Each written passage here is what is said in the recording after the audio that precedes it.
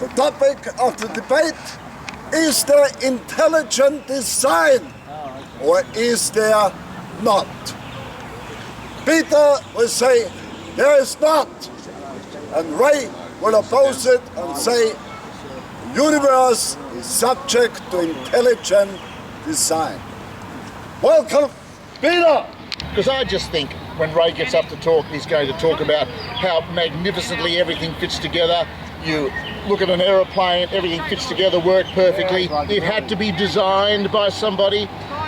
You look at a watch, I'm sure he'll mention the famous watch, Paley's watch, how you come across it in the desert, you just know. You just look at it, see how it works, and you just know it's been designed by a human being. And he'll go on to say, I hope, if he doesn't, then the argument will be even more tinny than I think it is. You look at trees function perfectly. Living things, everything fits together, everything acts as if it's like a watch or an aeroplane. It's all designed. If you came across something like the watch in the desert and you investigated it and opened it up and saw how it works, you would say, I think that watch has been designed. And you'd say, therefore, using the logic of people who believe in intelligent design, the watch obviously has been designed, therefore there was a designer. Well, really, if you thought something was designed, the words that you're using about this watch that you came across in the desert mean that you already think there was a designer. So you come across a tree and you investigate the biochemistry of the tree, you investigate its physical strength, and you come to the conclusion that that is so well put together that it seems to be designed to work that way. That proves nothing, because you already in your head are using words that imply that there was a designer. Now, when you come across living things, it doesn't necessarily follow that that's a well-designed, perfectly functioning piece of living stuff. The group of people in society that decide these things are called scientists. Religious people don't decide whether something shouldn't decide whether something is well-designed, because they go on about intelligent design to prove the existence of God. What they should do is go humbly to the scientists and say, how did that tree come about? Not how designed the tree is, because that's a word we don't want to use. How did that tree come about? How did that lion come about? How did that bacterium come about? And that's the job of the scientists. And scientists have been investigating this problem for some time now, and they have a theory about the evolution of living things. And it's that's the motivation for people like Ray. They don't want to believe in evolution because to them it seems godless, and so they go to the trouble of talking about intelligent design, which is just a roundabout way of begging the question. Science has an answer to why the tree appears, why the tree functions as it does. What are the chemical reactions in the tree? What things lead to certain structural strengths and weaknesses in the tree, with not a mention of the word design, but a lot of mention about evolution, natural selection, DNA, and so forth. So when Ray, almost finished my rave, but when Ray comes up here and talks to you about intelligent design, I hope he answers this very fundamental question: how do you tell whether something is designed or not? Put aside the intelligent bit. If you just say, just look at it, it's designed. You can't say that, because Ray wants to say the next step, therefore there's a designer, but first of all you must establish this designed that you talk about. Let's hear it from Ray. All right. When I read a book by Michael Denton called Evolution, A Theory in Crisis, this Michael Denton is, as Peter would say, a scientist, a man who deals in molecular structure all his life. and therefore he has facilities that Charles Darwin never had, like the electron microscope, where we can zoom in and magnify something 60 to 100,000 times to be able to penetrate and see what's there. And we look at people like Michael Denton, who have said, if Darwin had our technology that we have today, would he have written his book? Because the simple cell is not simple at all.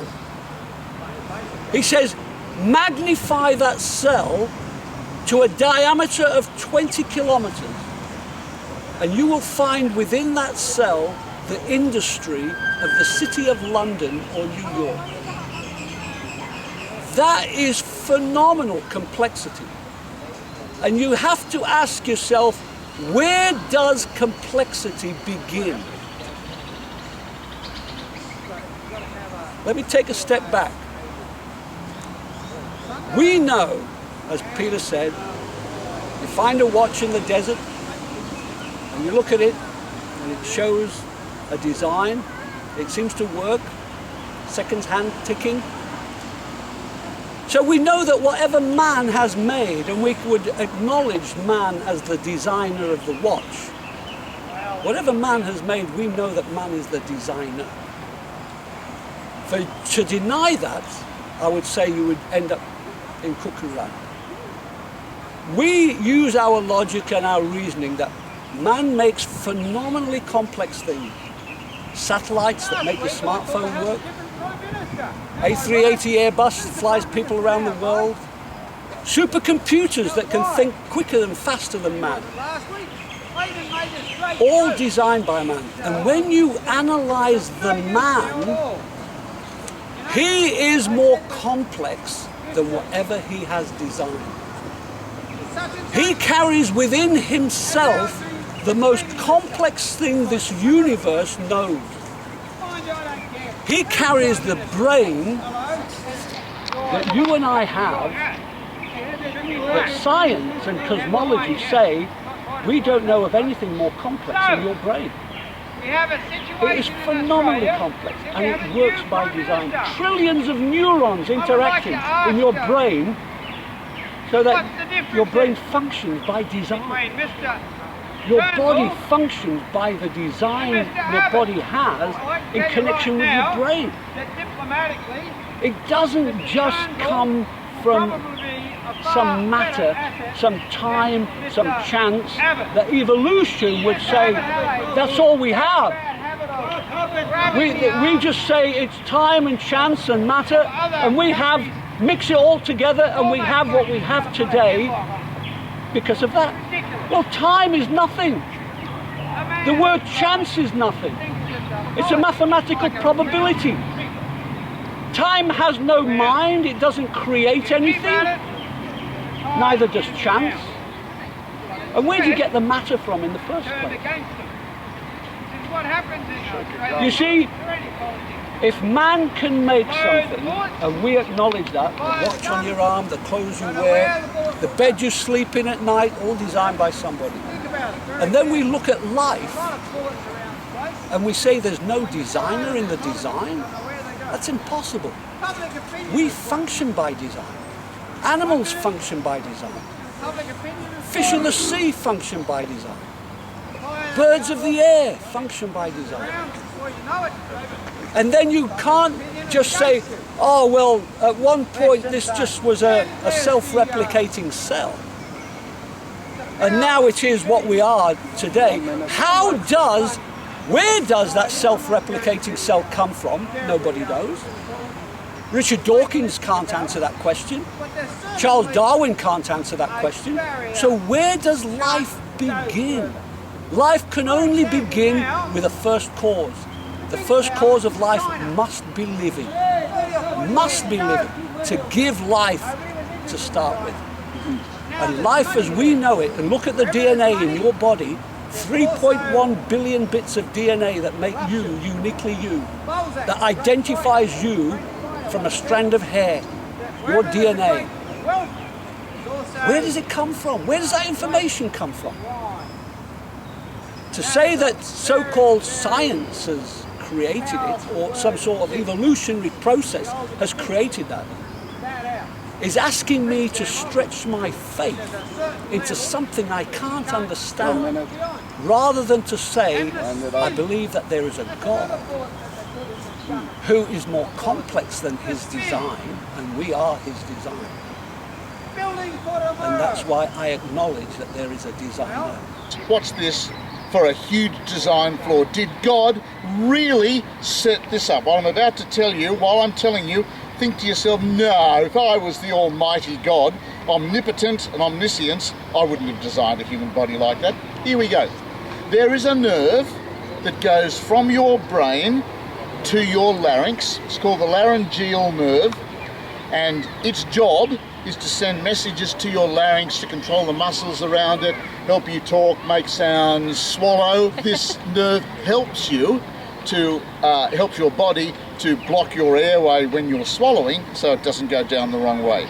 So this laryngeal nerve is very, very important to the functioning of you speaking and you swallowing and you breathing at the right time. If you're not swallowing, this nerve helps open up your airways, your trachea, so that you can actually breathe. It's a very important nerve.